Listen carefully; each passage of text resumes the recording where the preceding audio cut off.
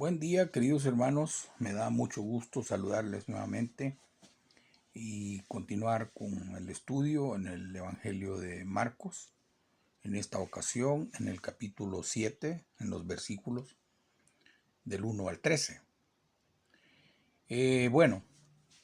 Aquí Marcos nos presenta un fuerte contraste entre el ministerio de Jesús, que manifestaba su amor sanando a los enfermos de la región de Genezaret, y la labor de los escribas y fariseos que, apoyándose en sus tradiciones, intentaban desprestigiar y obstaculizar la obra que Jesús estaba realizando. Esto da lugar a una discusión entre el Señor y los fariseos, teniendo como centro el tema de la tradición. La cuestión tiene una vital importancia y el pasaje que vamos a ver nos ayudará a entender el lugar que debe de ocupar la tradición o las tradiciones frente a la palabra escrita de Dios, y si tiene que ser considerada como regla de fe y de práctica. Hay que señalar que las divergencias que habían entre Jesús y los fariseos en cuanto a la fuente de la verdadera autoridad son las mismas que en la actualidad existen entre nosotros. Así que, para entrar ya en el tema, vamos a la palabra. Vamos a leer Marcos, el Evangelio de Marcos, capítulo 7, versículos del 1 al 13, que dice así: Se juntaron a Jesús los fariseos y algunos de los escribas, que habían venido de Jerusalén, los cuales, viendo a algunos de los discípulos de Jesús comer pan con manos inmundas, esto es, no lavadas, los condenaban. Porque los fariseos y todos los judíos, aferrándose a la tradición de los ancianos, si muchas veces no se lavaban las manos, no comen. Y volviendo de la plaza, si no se lavan, no comen. Y otras muchas cosas hay que tomaron para guardar, como el lavamiento de los vasos de beber, y de los jarros, y de los utensilios de metal, y de los lechos. Le preguntaron pues los fariseos y los escribas: ¿por qué tus discípulos no andan conforme a la tradición de los ancianos, sino que comen pan con manos inmundas? Respondiendo, él les dijo: hipócritas, bien profetizó de vosotros Isaías, como está escrito: este pueblo de labios me honra, mas su corazón está lejos de mí. Pues en vano me honran, enseñando como doctrinas mandamientos de hombres. Porque dejando el mandamiento de Dios, os aferráis a la tradición de los hombres, los lavamientos de los jarros y de los vasos de beber, y hacéis otras muchas cosas semejantes. Les decía también: bien invalidáis el mandamiento de Dios para guardar vuestra tradición. Porque Moisés dijo: honra a tu padre y a tu madre, y el que maldiga al padre o a la madre, muera irremisiblemente. Pero vosotros decís: basta que diga un hombre al padre o a la madre, es corbán, que quiere decir mi ofrenda a Dios, todo aquello con que pudiera ayudarte. Y no le dejáis hacer más por su padre o por su madre, invalidando la palabra de Dios con vuestra tradición que habéis transmitido, y muchas cosas hacéis semejantes a esta. Hasta ahí el texto. Vea usted, El Señor estaba molesto. Podemos ver eso, que el Señor estaba molesto aquí. Dice que los fariseos y los escribas habían venido de Jerusalén. Y es que el éxito de la misión de los discípulos, juntamente con el entusiasmo que produjeron en las multitudes las grandes obras que el Señor hacía, alarmaron a los dirigentes judíos en Jerusalén. De tal manera que mandan una comisión a la provincia de Galilea con el fin de hacer un intento más por obstaculizar su ministerio. Queridos hermanos, es triste considerar que líderes religiosos hicieran un viaje tan largo con la finalidad de estorbar al Señor. Justo en el momento cuando Él se encontraba tan ocupado atendiendo a personas necesitadas.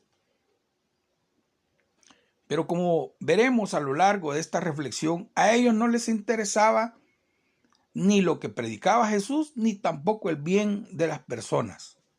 Su única preocupación era la de mantener una serie de normas externas dentro de su religión. ¿Por qué comen pan con manos inmundas? Ese era todo el problema.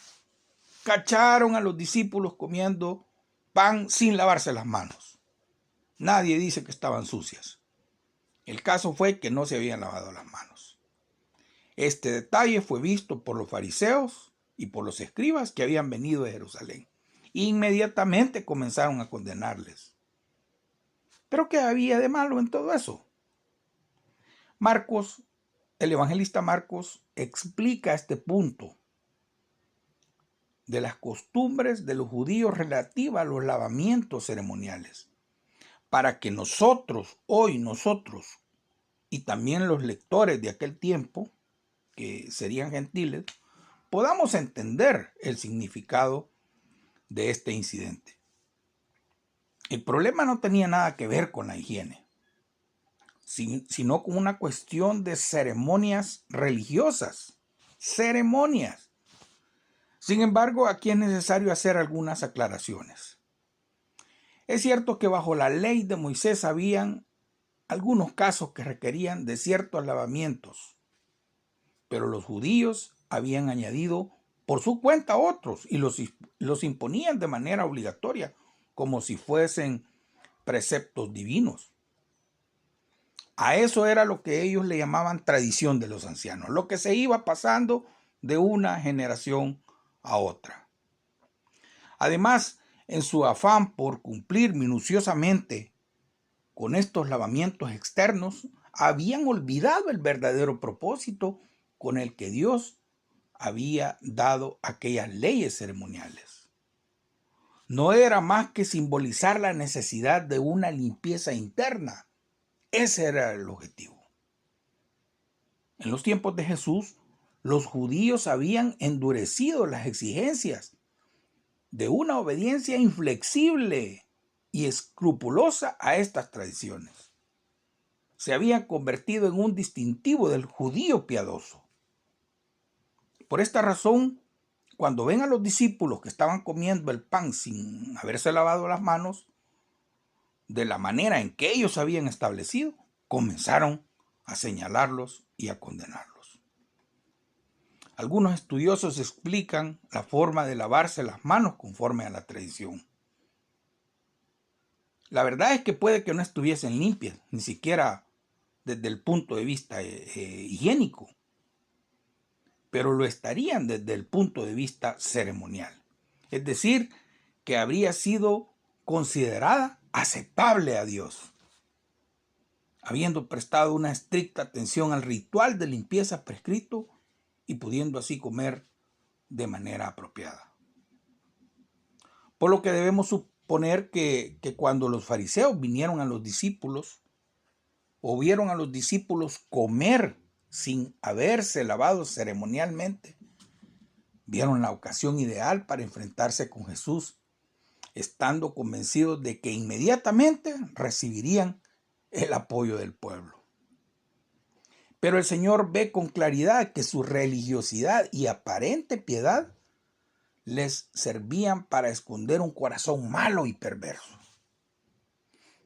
Su insistencia en cumplir con estos rituales se debían fundamentalmente a que querían ganar mérito delante de Dios y así conseguir su salvación. Pero ¿por qué la tradición de los ancianos? Según los rabinos, Moisés no solo había dado a los ancianos de Israel la ley escrita, sino que también les dio otros preceptos de forma oral y que ellos transmitieron del mismo modo a las generaciones posteriores. Por lo que los fariseos tenían dos revelaciones divinas. Vea usted, la ley escrita y la tradición oral, ambas importantes y autorizadas entre ellos. En realidad, estas tradiciones orales comenzaron después del regreso de los judíos del cautiverio babilónico, cuando Esdras y otros después de él procuraban instruir al pueblo en la correcta aplicación de la ley de Dios en las variadas circunstancias de la vida. Y aunque el propósito original había sido bueno, las interpretaciones de la ley se multiplicaron de forma interminable, surgiendo incluso escuelas rabínicas opuestas entre ellas. Finalmente, todas estas tradiciones orales llegaron a interponerse entre el pueblo y la verdad divina revelada en la palabra. Como dijo Jesús, estas tradiciones humanas, lejos de transmitir vida espiritual, solo servían para atar cargas pesadas a los hombres, según lo escribe Lucas en el capítulo 11, versículo 46. ¿Cuál fue la actitud de Jesús frente a la tradición? La postura de Jesús fue totalmente clara y se podría resumir de la siguiente manera. La autoridad no reside en la tradición, sino solo en las Escrituras. Por lo tanto, su defensa de la inspiración de toda la Escritura le llevó a censurar duramente tanto a los fariseos que añadían a la palabra de Dios como a los saduceos que le quitaban. En vano me honran, les dice, enseñando como doctrinas mandamientos de hombres. Los fariseos pretendían adorar a Dios mediante sus complicados rituales, pero Jesús utilizó las palabras que el profeta Isaías había dicho a los judíos en su tiempo para mostrarles que era imposible adorar a Dios en base a las tradiciones. Este pueblo de labios me honra, mas su corazón está lejos de mí, pues en vano me honran, enseñando como doctrina mandamientos de hombres. Qué triste que en 7 siglos, a pesar del exilio y todo el sufrimiento del pueblo de Dios, los habitantes de Jerusalén no habían aprendido todavía eso.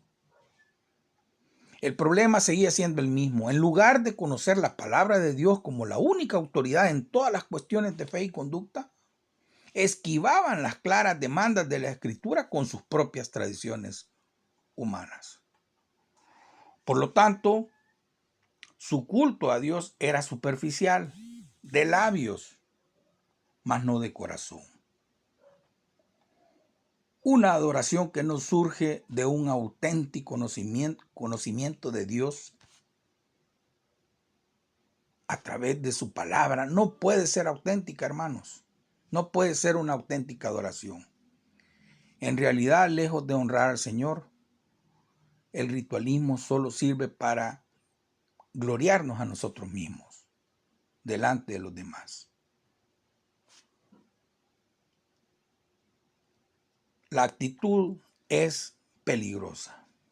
Y en este caso ellos estaban haciendo dioses, dejando a un lado la palabra de Dios para establecer su propia tradición. Otra de las grandes diferencias que Jesús puso en manifiesto era la Escritura y la tradición, que mientras una apuntaba al interior del hombre, la otra lo hacía en lo externo. Por esta razón los fariseos, en su afán de purificar la vida del pueblo, habían convertido la religión en una hipócrita apariencia de piedad externa.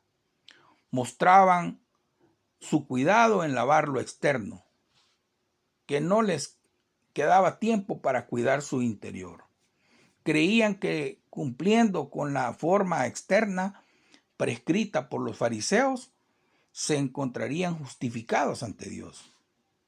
Y había llegado a sentirse tan puros ante Dios por sus propios méritos que se habían vuelto duros hacia los demás y juzgaban a todo aquel que no actuaba como ellos.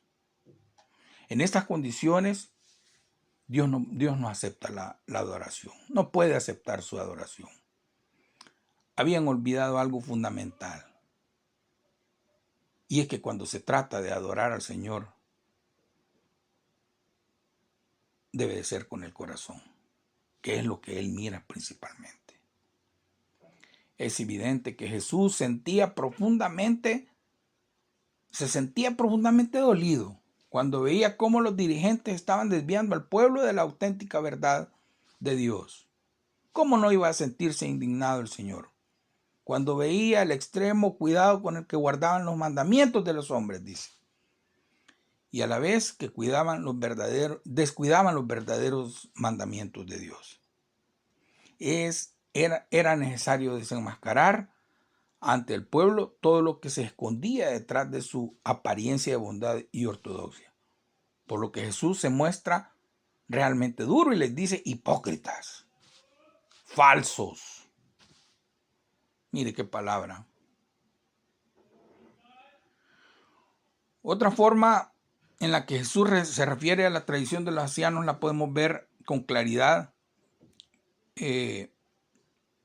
cuando les dice mandamientos de hombres, tradición de hombres le llama. En cuanto al origen de la tradición, los fariseos afirmaban que había sido dada por Moisés, pero Jesús no acepta este punto y establece una diferencia. Primero les dice: Moisés dijo, versículo 10, y luego les dice: vosotros decís, versículo 11.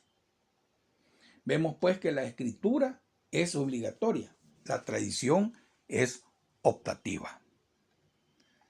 Debemos aclarar que Jesús no rechazó todas las tradiciones humanas, ni prohibió a sus discípulos que las guardasen.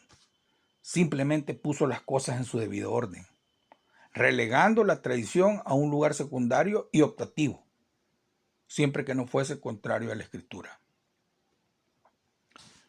Como veremos, podemos notar que Jesús no reprendió a sus discípulos por haber quebrantado la tradición ritual de los fariseos. En este sentido, todos nosotros observamos ciertas tradiciones, ya sea en la iglesia o en nuestra vida personal. Por ejemplo, las iglesias tienen su orden más o menos establecido para los cultos, los programas, las alabanzas, el mensaje, pero también las tenemos a nivel personal. Hemos de adoptar cierta disciplina en cuanto a la oración, en cuanto a la lectura de la palabra, en cuanto al ayuno, las ofrendas, el diezmo, el servicio en la iglesia, el congregarnos. Vea usted, una enfermedad viral aparece en un mundo con un desarrollo tecnológico vertiginoso. Hoy usted puede, como dicen los comerciales, desde la comodidad de su casa, hacer transacciones bancarias, comprar, vender, pedir comida, pasar una consulta médica, estudiar, puede graduarse incluso desde un aparato telefónico.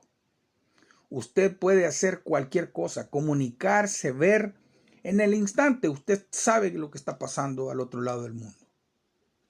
Y desde la misma comodidad de su casa, usted puede accesar a servicios y productos que ofrece el mercado.